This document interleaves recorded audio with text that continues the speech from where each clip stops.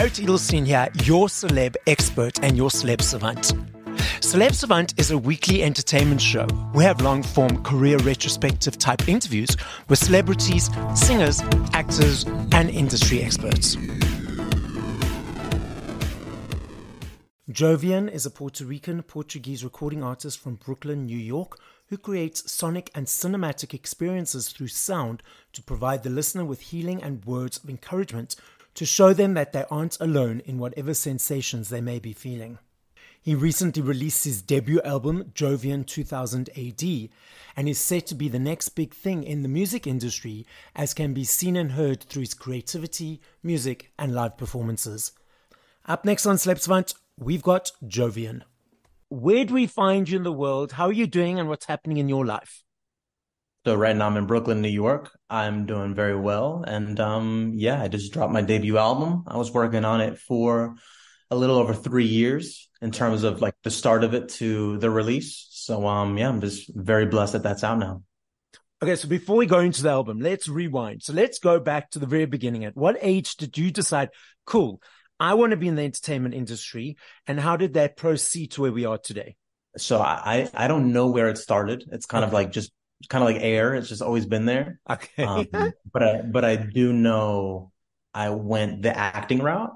I went to acting school, and then through that, behind the scenes of that, I was working on music and, figuring out simple things like melody and flow, and then figuring out my style and what things I had to share and how that would sound. So it was a long process from 2009 to 2017 to release my first song. I felt that was important for me to not release bad music and then not release music that sounded like the people that were influencing me, but release music that was like, innovation through the inspiration. Yeah, that's how it started. Did you ever pursue acting? Did you ever do any roles, or did you just do acting school?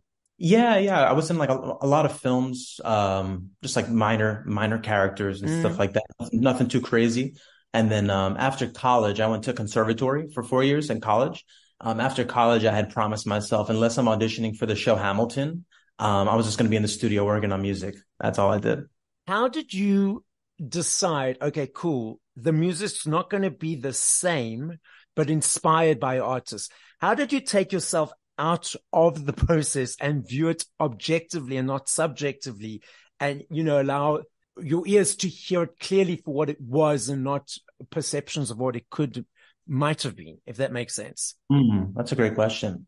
Maybe it just comes from my process as an actor, where me as an actor on stage or in film, like I know I'm Jovian, but yes, I'm Jovian through this character. So there's this like meta, multi-layered thing of, okay, I'm Jovian playing this character. So where can I find myself in him? And then what would he say in these situations? So it's very much analytical in that way. With music, I don't approach it analytically at all. But in that process, when I first started, I remembered like, the last thing I wanted to do, because I rap very low, but I sing very high. Okay. I didn't want to be this Drake Weeknd hybrid, which I get those comparisons all the time, but the music itself doesn't necessarily sound like that. Yeah. It doesn't sound like a Drake song or a Weeknd song. I just have a lot of their elements in my voice. So, I guess it was just as an actor. It took you a period of time, you said from 2009 to 2017, for you to harness your sound and create a sound that you're happy with and then release your first single. Were there ever times during that period, during those years, you were like,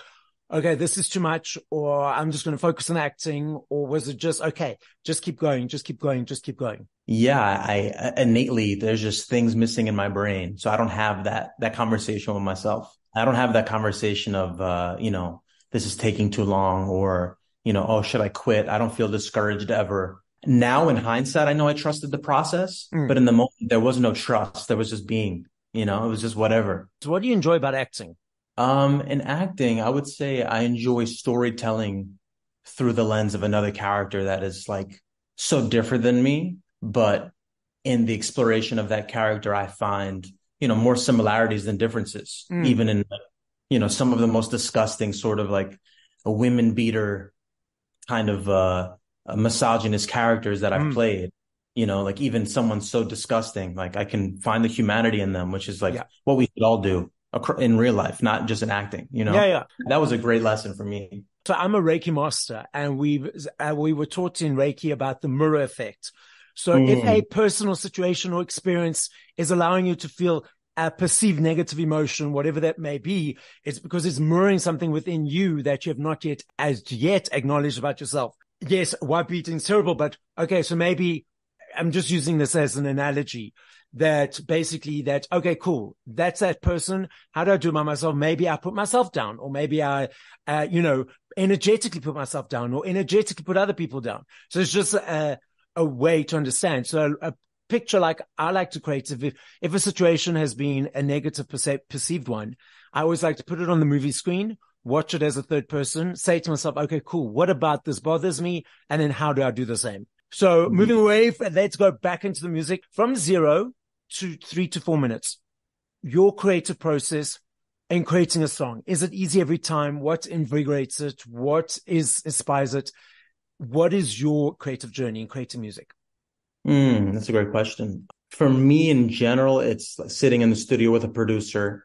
Most of the time, I don't use the word inspiration a lot, but most of the time my inspirations come from feelings and things I'm feeling or things I want to feel in a song. They don't necessarily come from, oh, I heard this dope song, let's make our version of it. It's usually like, I want to capture this sensation, this color, this feeling. And then we'll produce a track. And then instantly while we're producing it, and I'm always hands-on with that, I know where I'm going to go and if it's going to be good. Like if this is a one to pursue. And through there, I'll just freestyle the melodies and the flows. And oftentimes, even through gibberish, the certain cadences or the certain rhyme scheme that I want to do comes out. And even oftentimes words come out too. And if it's mostly gibberish for the most part, I'll just write whatever that gibberish sounds right through the story I wanted to tell from production. That's usually the process. So when you listen to music by other artists, are you able to just relax and listen, or are you unpacking the music on an analytical brain in the sense of, okay, they used this riff, this guitar, this, why did they use that? Or you're able just to enjoy it for what it is? I do both at the same time, and that's how I enjoy it. I think in the past when I wasn't too familiar with things and I was still discovering, I would be so blown away by, like, even in the middle of listening, I would appreciate it, certain songs, and then be blown away like, wow, I don't even know how they did that. Yeah. Now it's more of like, I'm blown away and wow, I see how they got there. I would love to do something like that. Let me see my version of it. Or wow, that's incredible. I can't do that, nor do I want to. I want to work with them. That's that's where it goes. So I'm not sure if you're aware of neurolinguistic programming. Everyone processes information differently. They either create pictures, or they hear the words of audio, or they get the feeling.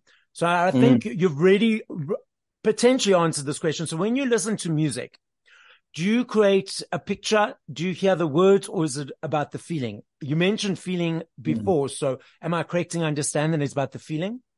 Yeah, for sure. I have a disorder called synesthesia. Okay. So I don't experience color with my eyes. I experience color with all five senses, instantly, and especially for the artists that really get it.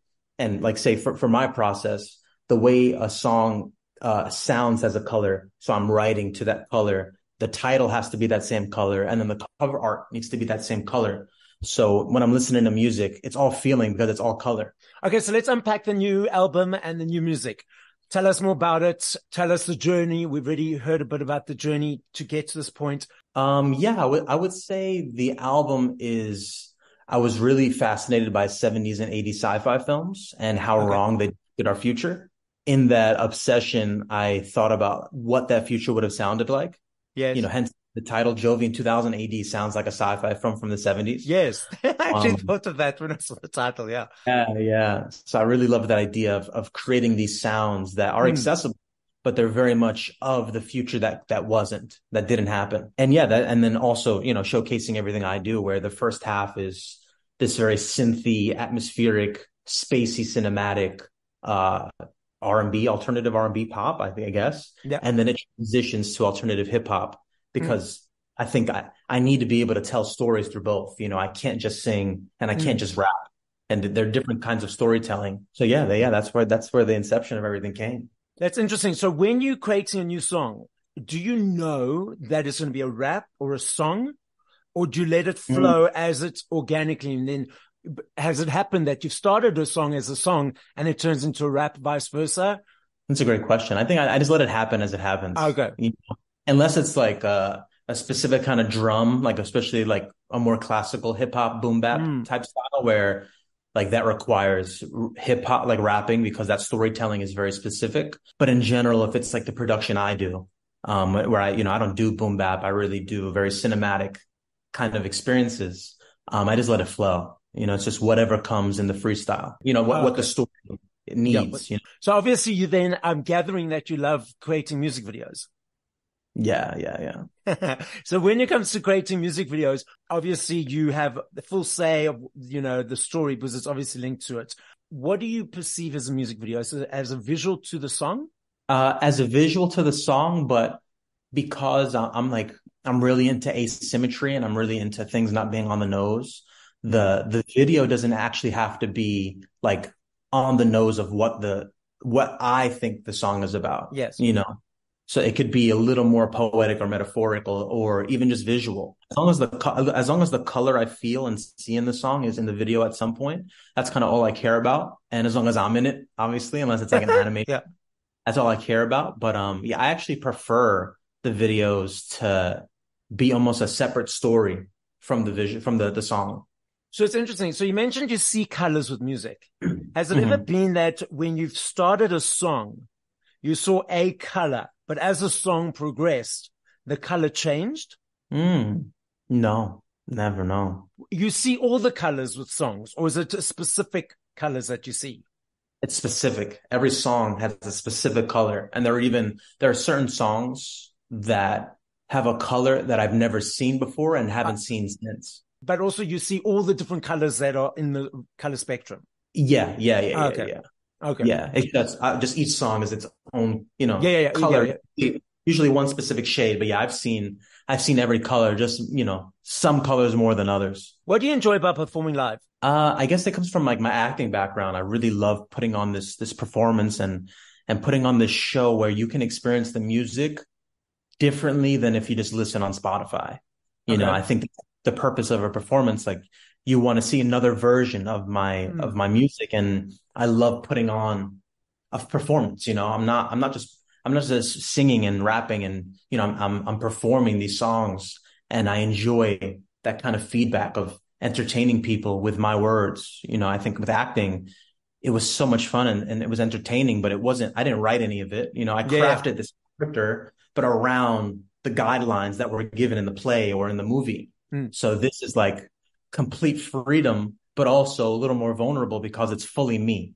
Okay, so the feedback you mentioned, I've got a point of discussion around this. For me, I'm always right in front.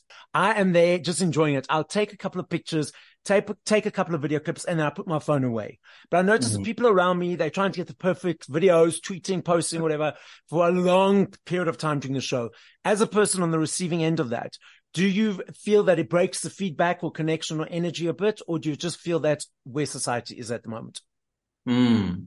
I think it's a mixture of both. I think like say I don't go to a lot of concerts. It's very challenging for me to see people do what I would do, Okay. because I have to put the energy towards being there unless it's someone that like I know I'm really a fan of. Mm. But I maybe I'll take one video if that, and I put my phone away instantly Yeah. because I want that connection. But I would say on stage, I'm in an ideal world, I would lock phones up. But Yeah. like that's not an ideal world because Yeah. like I need other people to see, oh wow, like Jovian performs like this, I want to go. So I think innately I just kind of tune it out. So the people who aren't on their phone I connect with, Yeah. and then when people are on their phone, I'll just rap or sing to the phone. And that's how I kind of, tune it out the best I could and not allow it to affect me. What's the next steps? What the way forward? We've got the album out now.